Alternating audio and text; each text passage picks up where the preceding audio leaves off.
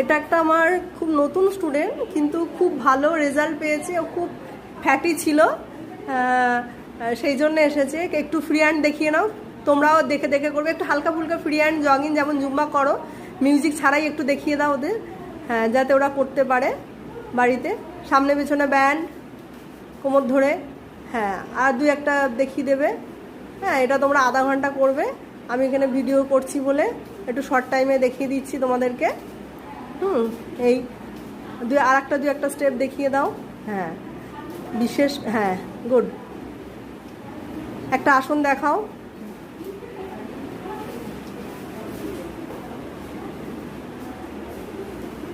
খুব কম দিনে এসেছে, কিন্তু দেখো কত সুন্দর আসন করেছে। তোমরা হাততালি দাও।